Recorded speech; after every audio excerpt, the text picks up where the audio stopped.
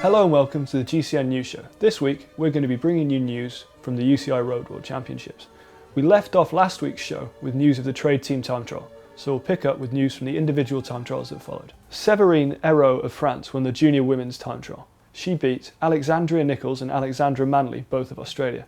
The junior women's time trial was an incredibly close run thing, with the top 30 finishers all within 1 minute of the winner. In the under-23 men's, race favourite Damien Howson of Australia took the victory, with Johan Poel of France and Dane Lassie Norman Hansen, the Olympic gold medalist in the Omnium last year, coming in third. Any junior race is always going to be unpredictable, and the junior men's time trial was no different. First year junior Igor Decraene of Belgium won, with Mathieu Kriegbaum of Denmark second and Zeke Mostov of the USA third. In the men's and the women's elite time trials, the top favourites came through with the goods. Ellen van Dijk of the Netherlands took another victory to go with her gold medal from the trade team time trial.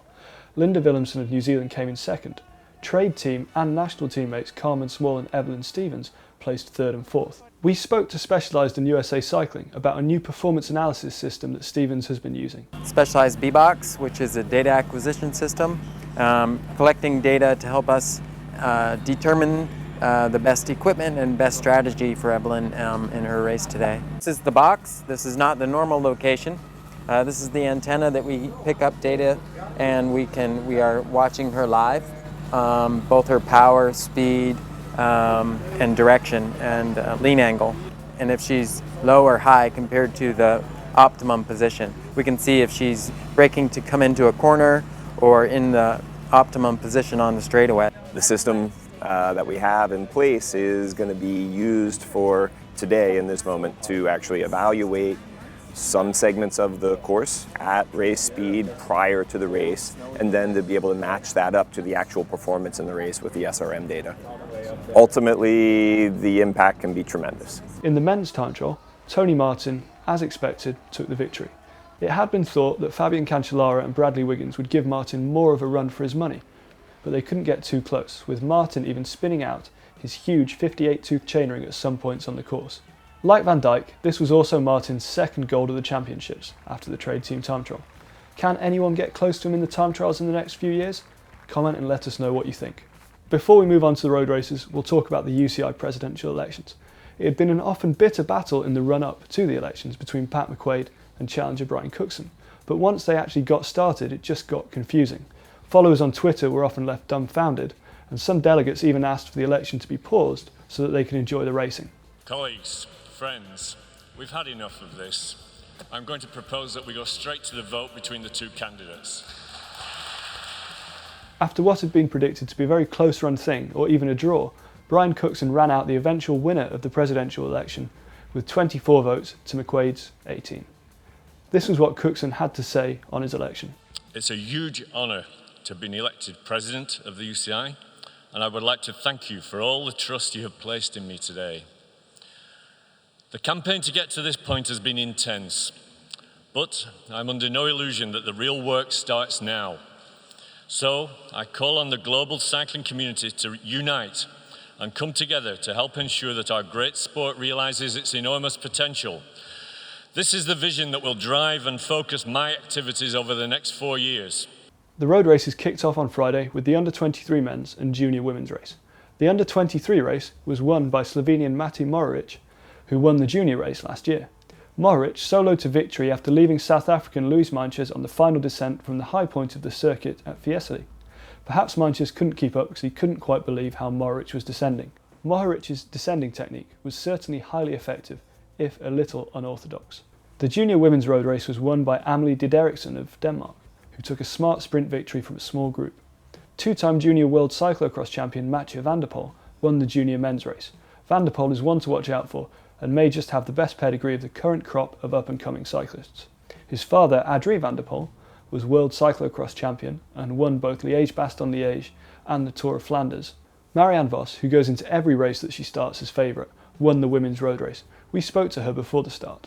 That you have to keep some energy for the last lap, for the final lap, to make a move or to keep on going. So, like last year's, we are one of the favourites, and they'll watch us. Swede Emma Johansson was second, with Rosella Ratto, younger sister of Vuelta stage winner Daniele Ratto, placing third. Evelyn Stevens took a 5th place to go with her 4th place from the time trial. We spoke to her after what must have been agonisingly close 2 races. Well, I like to win, so I'm not pleased when I don't win. But I tried everything I could. 5th makes you get closer and you can see what you need to do to improve. And yeah, I mean, I was outnumbered, but it was a great race. But yeah, makes me motivated for my off season. The elite men's race started in Lucca, and the course was designed to showcase the natural beauty of Tuscany, except you couldn't see it too much for the pouring rain. The race also nearly didn't start for the whole Russian team after they had all their bikes stolen. Daniel Lloyd was on the scene to tell us more. Well, we're used to seeing professional bike riders start their races on shining and gleaming bikes, but if these bikes behind me look particularly new, well, that's because they are. Alexander Kolobnev of Team Russia tweeting on Saturday morning that overnight all of the Russians' bikes had been stolen, so mechanics had to work all through Saturday in order to build up some new ones so that they could start the elite men's race. The race was over 270 kilometres long, or 170 miles, but it was the weather rather than the distance that proved attritional. Names such as Chris Froome and Chris Horner abandoned, and Rigoberto Urán crashed out of the lead group on the final descent of the race. Urán was okay and tweeted this picture of himself after the race. After waiting for someone to make a move, it came down to the final lap. Vincenzo Nibali attacked on the long climb on the circuit and was joined by Rodriguez and Valverde of Spain, Rui Costa of Portugal and Urán. After Urán's crash, it was just the 4 left, and with 2 riders, Spain looked set to take a victory. Perito was off the front of the group until a few hundred metres to go, when Rui Costa bridged, and after a brief discussion, out-sprinted the devastated Rodriguez. Valverde rolled across the line for 3rd, whilst Nibali couldn't bear to look as he took 4th place. Rodriguez was in floods of tears on the podium, and later characterised his career as a series of near misses. Costa was also emotional, but for the opposite reason, while Valverde looked on. If you missed any of the action at the Road Worlds, why not check out our UCI World Championships playlist, which has got all the action from the last week, including our first ever race coverage shows, we've got our usual behind the scenes features, and we've got fly-throughs and previews of the races. Italy is famous for its coffee. We can't take you there, but what we did instead was we visited Has Been, one of the UK's top coffee roasteries, to find out just what makes the perfect espresso. So when we're brewing espresso, really important things to worry about are the coffee that you're using. You need to use really good ingredients, so ideally know what coffees are in the blend and the day they was roasted. Finally, we've got a tweet from Neil Rogers, editor of Velo and velonews.com. You know that expression, nothing good comes at 3 AM? Along those lines, nothing good comes out of conversations at 300 metres to go either. Well, we think most of the Spanish team would agree. Thanks for watching. Switzerland's Fabian Cancellara was next off, and he set a blistering pace for the opening kilometres. Faster than everyone at the first time check, it was looking like the 4-time champion might regain his time trial crown.